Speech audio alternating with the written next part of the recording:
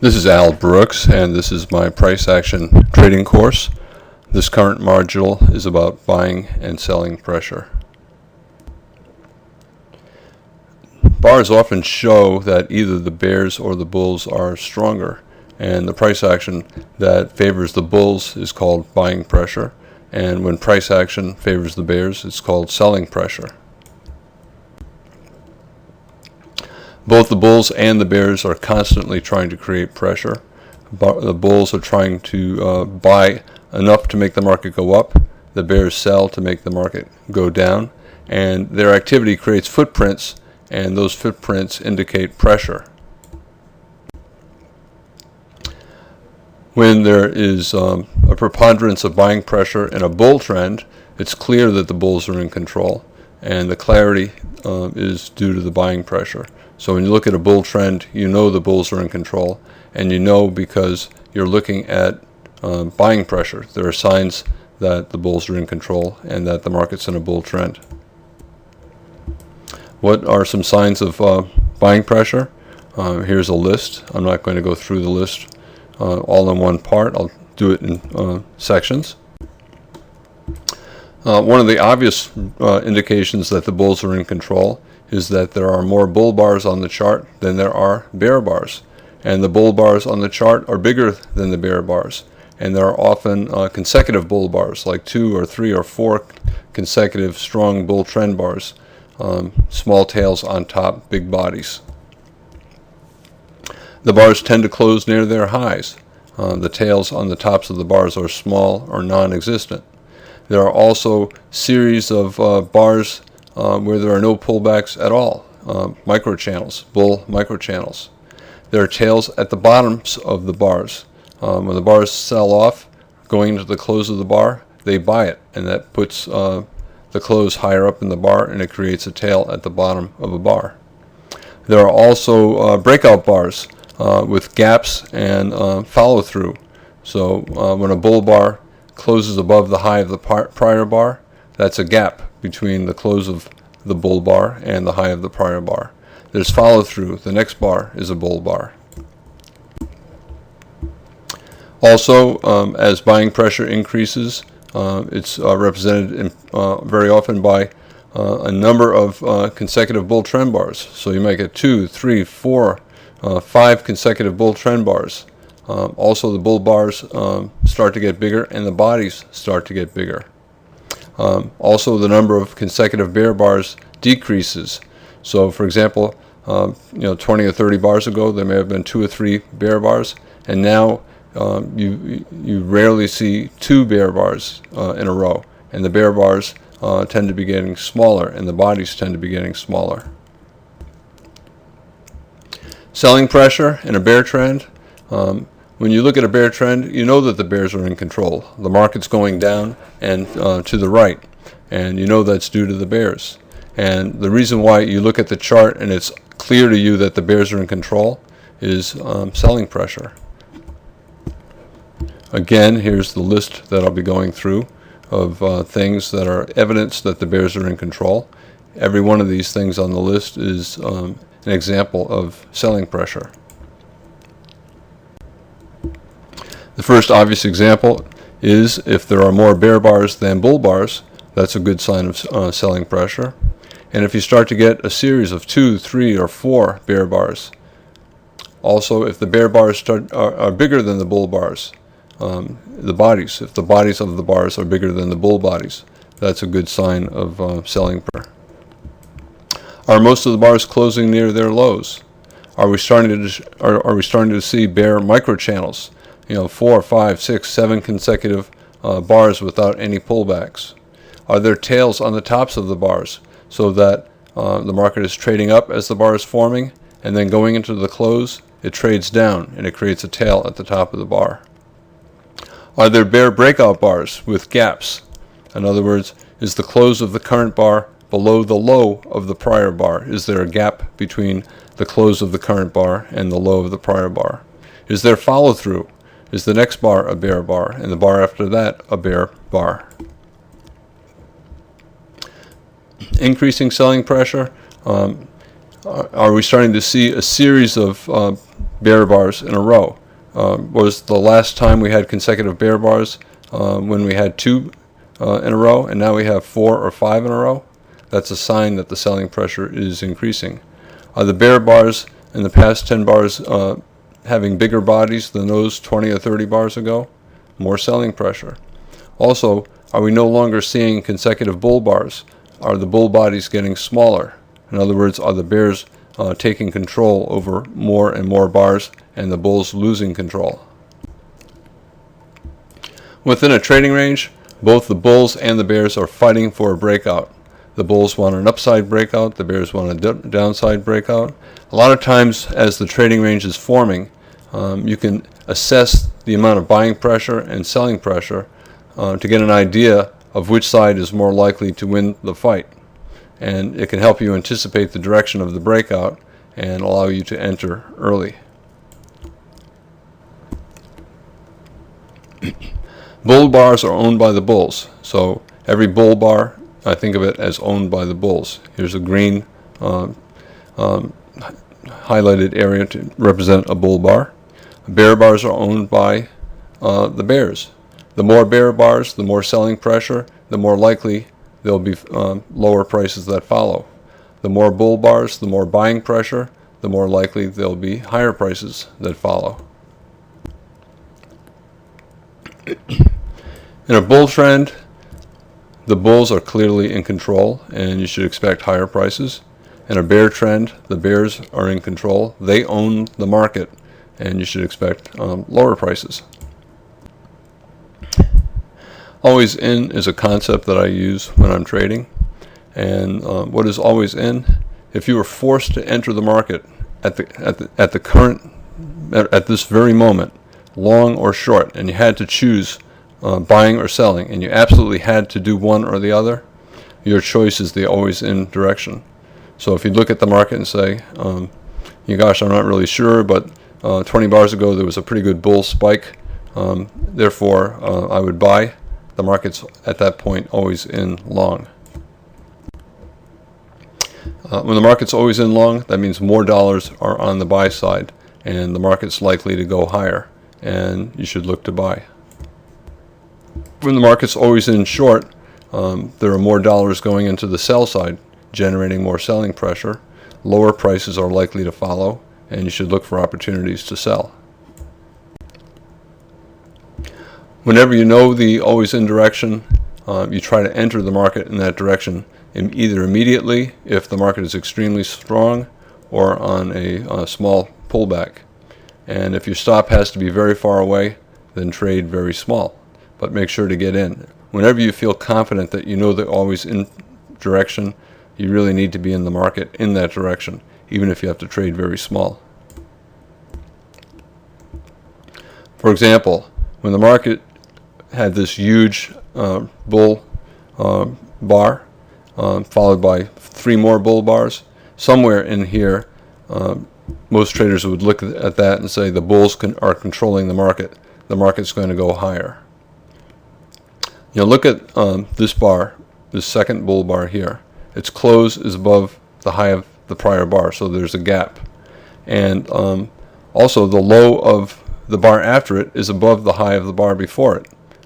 So to me that that is a gap, and it may end up being a measuring gap. Signs of buying pressure: big bull bodies, consecutive bull bars, bars closing near their highs. Not everyone, but there are a couple here, very big bull bars closing near their highs. Tails on the bottoms of the bars, buying at the bottom of the bar. Here's another gap. The high of this bar and the low of the bar 2 bars later, or 3 bars later. Anytime the market is forming gaps between the low of a bar and the high of a prior bar, that's a sign of buying pressure, and it usually results in higher prices. Here's Baidu again, the same ticker that I used on the prior chart, and there was very strong buying pressure early on, but it was followed by a relentless bear channel. And at some point in here, you'd look at the chart, maybe not here, But over here, you'd start looking at the chart and thinking, the bulls have lost control, the bears are in control, the market's probably going down at least a little bit lower.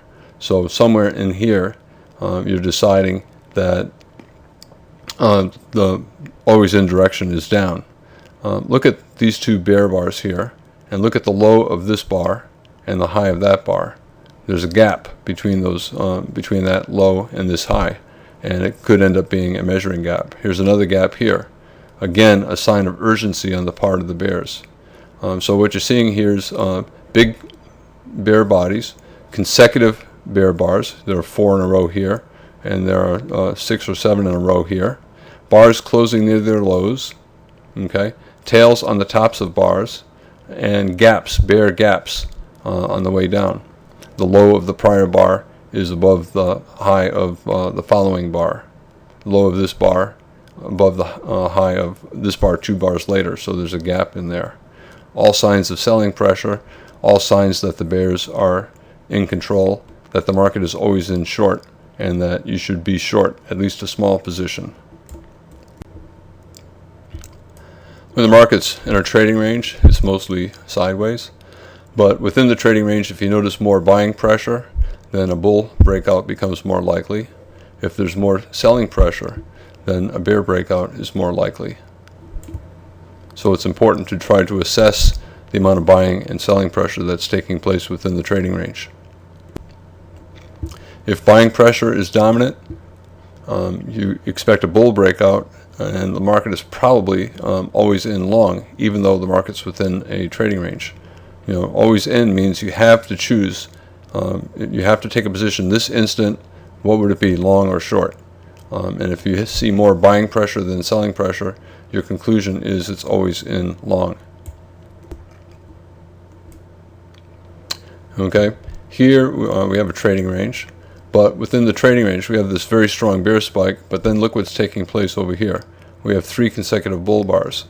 Look what happened to the bear bars here, right? You can say, well, it went down for 6 consecutive bars. It did, but here's a bear bar. Look at the follow through, not a bear bar. It's a doji bar. Here's a bear bar. Look at the follow through, a doji bar with a bull body, a bear bar and a doji bar. So we have a bull leg here with 3 consecutive bull bodies, but the bear leg did not go down as far as the bull leg went up. It did not reach the bottom of the bull spike, and the bears were no longer able to string together consecutive strong bear trend bars. And then over here, look what's taking place here. We have 4 consecutive bull bars, and the 4th bull bar has a bigger body than the prior ones, and there are gaps. This bar has a gap. The low of the prior bar above the high of this bar. The low of this bar above the high of this bar. So the market is starting to gap up. So yes, we're in a trading range, but we're starting to accumulate strong buying pressure. The bulls are starting to take control over the market. And this is what followed. So this is where we were. At that point, you thought always in long. Buy small, buy something, and put your stop below the most recent higher low, and take a chance that the market is going to go up, and go for a swing. You remember we had those 4 consecutive bull bars, closes near their highs with gaps, a sign of a lot of buying pressure, even though the market was in a trading range. So you don't have to wait for the breakout. You can wait for the breakout and then trade it like a breakout. I have a module that talks about how to trade bull breakouts, but within the trading range itself, if you're starting to see the market being taken over by the bulls, you can get long earlier because you decided that the market had become always in long. Here's another example of a trading range. Today occurred on a day with a gap open. We gapped down on the open, and then we had 4 consecutive bear bars. But notice what happened after that gap down and the bear spike. We formed a trading range, but within the trading range we had a series of 3 consecutive bull bars here, again here, and again here. Now look at the series of bear bars. 1 bear bar here, 1 there. Where are the consecutive strong bear bars? Here are a couple here, but then a bull bar. Here are 4 here, but 2 of them had very small bodies. Here we have 4 consecutive bull bars, a bear bar, and then 3 consecutive bull bars. So 7 of 8 bars here have bull bodies. So we're, I think, accumulating some buying pressure. The bears want the trend resumption. They want a small double top bear flag. But look at the signal bar, a bull body, not good. Signal bar here, bull body. Something's wrong with the bear case. Bulls want a double bottom and a higher low major trend reversal. Right here, this is a higher low major trend reversal. They're trying to get a double bottom.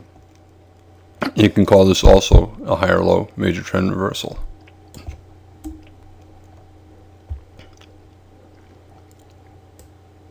Okay, 4 good-sized bull bars and good-sized bull bodies. For the bears, it's a failed breakout of the top of the trading range, a test of the gap, a double top with the first bar of the day. But look at the signal bar, a bull bar closing on its high. Not a reliable signal bar. We have 4 consecutive bear bars here, but they're small and a tail on the bottom of the bar. And they're also holding pretty much above the moving average. So the bulls are looking at this thinking that this is simply a pullback from this bull breakout. Look, we got a low. We have a low back here, a higher low, a higher low. The bulls want another higher low. We have a high, a higher high. We have a high, we have a higher high. So we're starting to get higher highs and lows. Bulls want this sell-off to stay above this low. So bulls are buying right in here, putting a stop below the prior higher low, taking a chance that this trading range is evolving into a bull channel.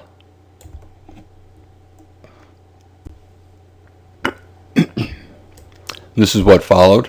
We had a bull inside bar, a reasonable signal bar for the pullback from this breakout. That's a reasonable long, looking for another leg up. And look at the strength that we had here. A series of 7 or 8 or 9 consecutive bull bars, and several of them large. So we had a bear trend, a trading range, and instead of resumption down, we had a reversal up.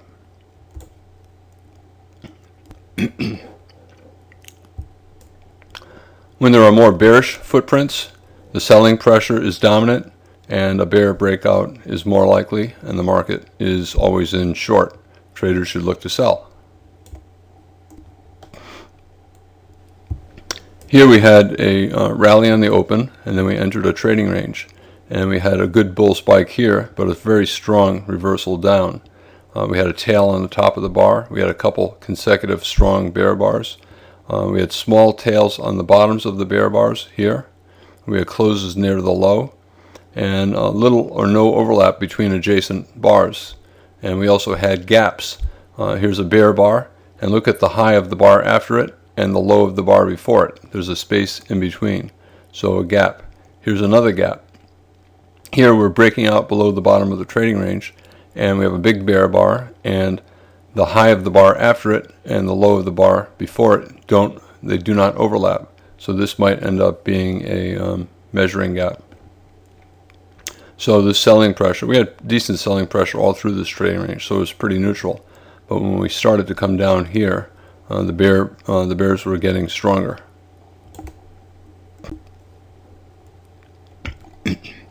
Channels become trading ranges usually. Usually they become increasingly two-sided to the point that they're no longer a bull trend and the market is sideways. Bull channels, they get increasing selling pressure, and that is a sign that they may soon evolve into a trading range.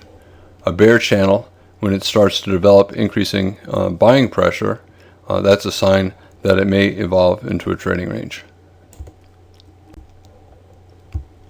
Here's a very strong bull spike, and then we're starting to channel up.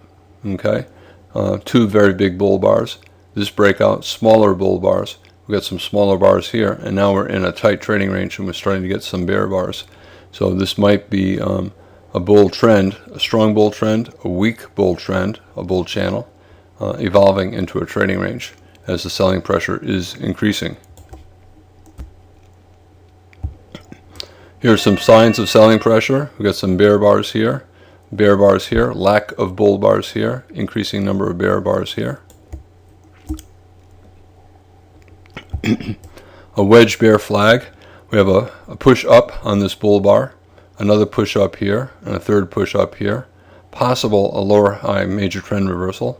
We broke out of the channel. The bottom of the channel is a bull trend line, so that means we broke below the bull trend line.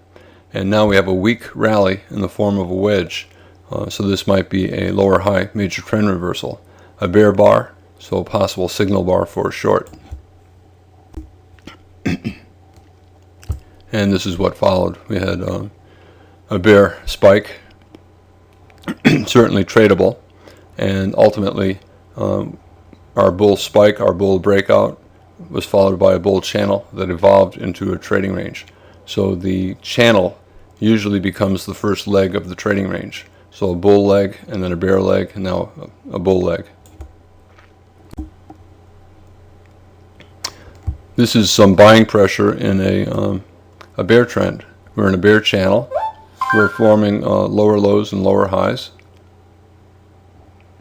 And it's a pretty strong bear channel, but we might be getting a third push down. 1, 2, 3. So it's possible, effectively a wedge. Whenever you get a low 2 short, here's the first push up, second push up, so that's a low 2. When you get a low 2 late in a bear trend, you always have to be thinking about the possibility that it's the final flag in the bear trend. So traders will look for a reversal. Here's a 2-bar reversal, a bar down and a bar up. So a possible buy. We got 4 consecutive bull bars here as well. And a 6-bar bull microchannel. 6 bars without a pullback. So we're starting to develop some buying pressure late in this bear trend.